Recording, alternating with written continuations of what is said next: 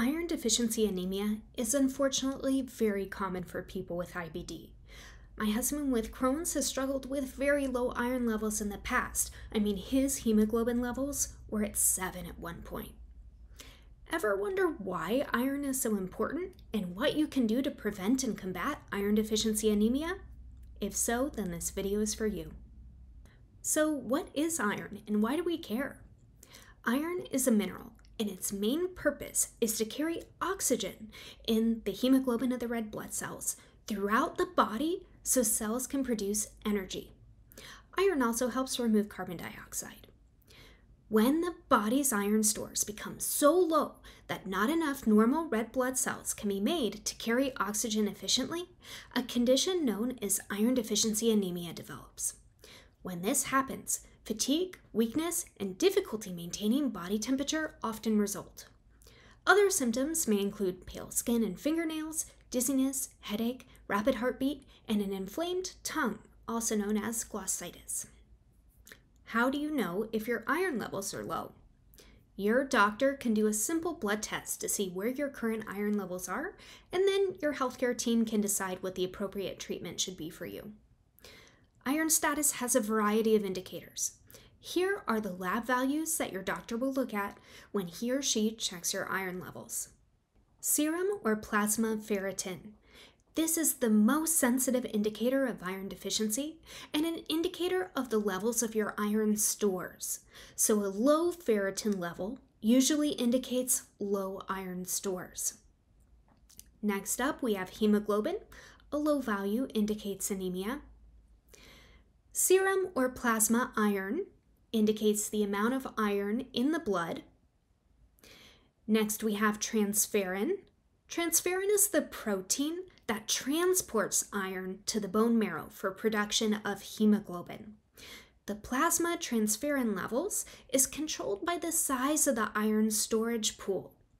When iron stores are depleted, transferrin synthesis increases. And finally, total iron binding capacity measures how well iron attaches to transferrin and other proteins in the blood. So what is iron deficiency anemia? Interestingly, there are 4 stages of iron deficiency anemia. When people think of full-blown anemia, they often think of the symptoms associated with the last stage of a chronic, long-term iron deficiency, like fatigue, lack of appetite, and even pica, especially pagophagia, which is ice chewing or wanting to chew on ice. So here are the 4 stages. Stage 1, early negative iron balance. This means that even though a person won't necessarily feel symptoms, there's a moderate depletion of iron stores. So basically, you're starting to take away from your iron store reserves. Stage 2, severe iron depletion. You still won't experience symptoms, but you're really taking from your iron stores now. Stage 3, iron deficiency, and you start to experience symptoms. And stage 4, iron deficiency anemia, experiencing symptoms, and new red blood cells will be damaged when formed due to the lack of iron. Your body's red blood cells, which are the cells that need iron to function properly, have a lifespan of 3 months. When your body's making new red blood cells, these may not form properly without having enough iron, so they're damaged. Here are 4 common causes of iron deficiency anemia in IBD. 1, inadequate dietary intake of iron-rich foods without supplementation. 2, inadequate absorption of iron resulting from diarrhea or perhaps drug interference. 3, increased blood loss from Crohn's disease, ulcerative colitis, or ulcers, as well as periods for women. 4, increased destruction of iron from iron stores and defective iron use caused by chronic inflammation. So how much iron does a person need? While our bodies are very good at adapting to lower or higher levels by absorbing more or less iron as needed, the recommended levels are set to meet the needs of the greater majority of the population. So the amount of iron you need each day is measured in milligrams, abbreviated as mg. And the general recommendations for healthy people are women aged 19 to 50 years old, 18 milligrams of iron per day. If pregnant, that need goes up to 27 milligrams per day, and if breastfeeding, the amount goes down to 9 milligrams per day. Now, for men aged 19 years and older, as well as for women over the age of 50, so 51 years and older, the recommendation is 8 milligrams of iron per day. Now, the rate of absorption depends on a person's iron status and iron stores. The lower the iron stores, the greater the rate of absorption. Individuals with iron-deficiency anemia can absorb 20 to 30% of dietary iron, compared to 5 to 10% absorbed by those without iron deficiency. Wondering what foods are good sources of iron? Iron in food exists as two types, heme and non-heme. Animal foods such as meat, seafood, and poultry provide both types and are better absorbed by the body. Non-heme iron is found in plant foods such as spinach and beans, grains that are enriched like rice and bread, and some fortified cereals. To increase the absorption of plant sources, it's recommended to eat them with meat, seafood, or poultry, or a good source of vitamin C such as citrus fruits, kiwi, strawberries, or bell peppers. A good way to improve your iron intake is by eating a balanced, healthy diet that includes a variety of foods.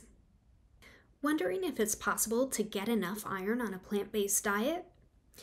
While it is possible to find foods that meet your nutritional needs while being vegetarian or vegan, it does require some creative thinking and extra steps of planning to make sure you're hitting your target daily macros and micronutrients like iron. The planning can get trickier if you have some trigger foods or foods you can't tolerate too. But if you're up for planning out your day ahead to make sure you're getting enough nutrients, then it is possible. In my experience, clients have come to me feeling frustrated because they feel the food options they have are limited. So a registered dietitian like myself can help you find foods to meet your nutrition needs and fit with your lifestyle. When your iron levels and stores are low, use these 6 tips to enhance iron absorption. Tip 1. If possible, aim to include 1 iron source per meal. Keep in mind that the body absorbs 2 to 3 times more iron from animal sources than from plant-based sources, so including animal-based and plant-based iron at the same meal can help absorption. Tip 2. Including foods high in vitamin C with your plant-based sources of iron, such as citrus juice and fruits, melons, even potatoes with your meals can really help your body absorb more iron. Tip 3, cook foods in a cast iron skillet, because this can increase the iron content of the food you're cooking up to 30 times. Pretty crazy, right? But if you're like me and you don't like to clean a cast iron skillet, there are small iron fish that you can just pop into the dishes you're cooking to boost the iron inside. So one example that I'm not paid or sponsored to mention is the Lucky Iron Fish, but I've also seen recently some cheaper versions on Amazon too. Tip 4, some foods can decrease absorption of iron. So when you are eating iron-rich foods, make sure to avoid eating high calcium foods at the same time, like milk and yogurt, or coffee and tea, both decaf and regular. So for those types of products, make sure to have those maybe between meals, between your high iron meals. That can really help. Tip 5, some cereals out there contain 18 milligrams of iron per serving, such as Total or Grape Nuts or even Bran Flakes.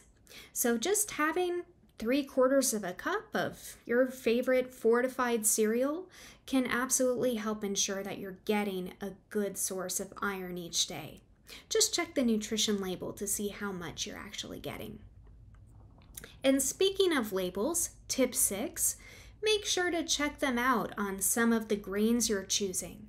For example, some breads and cereals out there contain 20% or more of the daily value, that percent DV you see on the label, for iron. So choosing 20 or higher with that percent DV can be a helpful, quick way to get good iron. So let's talk about iron supplements and potential side effects of them. Because if you have iron deficiency anemia and you aren't able to tolerate foods with enough iron, your doctor may talk to you about oral iron supplements. If that's the case, please note that oral iron supplements are best absorbed on an empty stomach, which really stings because very common side effects of doing so include GI irritation like nausea, bloating, discomfort, heartburn, diarrhea, and/or constipation. If these side effects occur, it can be helpful to take the iron supplements with meals instead of on an empty stomach, but unfortunately, this sharply reduces how much of the iron supplement can be absorbed. If you do have to take iron supplements with food due to side effects, I'd recommend consuming the iron supplements with iron-rich foods, as they can boost each other's absorption. Now, you do have a few different options when it comes to oral iron supplements. So I'm going to talk about the supplements that may be gentler on the stomach, and specifically those are chelated forms of iron. So that's spelled CHELATED, chelated forms of iron. All chelated means is that they're combined with amino acids, which are the building blocks of protein. Long story short, they're more bioavailable than non-chelated iron, and that means that our bodies are able to absorb the chelated iron more easily.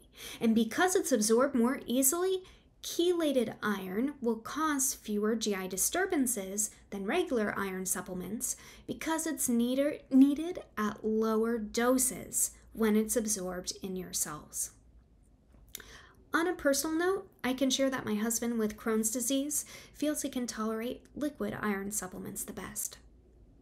Talk to your dietitian or doctor about your oral supplement options and which may be recommended for you. Wondering about iron infusions? An iron infusion may be given if a person's blood counts are so low that taking iron supplements or increasing their daily intake of iron-containing foods would be ineffective or too slow in increasing their iron levels. Alternatively, some people with inflammatory bowel disease may not be able to tolerate taking an oral iron supplement and may benefit from an iron infusion. Many doctors will break up the iron infusion into 2 sessions to essentially give 2 doses of iron at least 1 week apart. Because if a person receives too much iron too quickly, they may be at greater risk for adverse side effects from the infusion. Ideally, the symptoms a person experiences due to low iron levels will start to resolve as the amount of iron in the blood increases. This can take several weeks as the iron infusions help to build a person's iron stores back up. Now, after you've received the iron infusion, depending on your cause of low iron, it may be worthwhile to discuss foods high in iron to boost your iron intake, as well as ways to boost the iron's absorption. Have you experienced low iron levels? If so, please share your experience with us by commenting below. And if you found this video helpful, please let us know by liking it and subscribing to this YouTube channel. Thanks!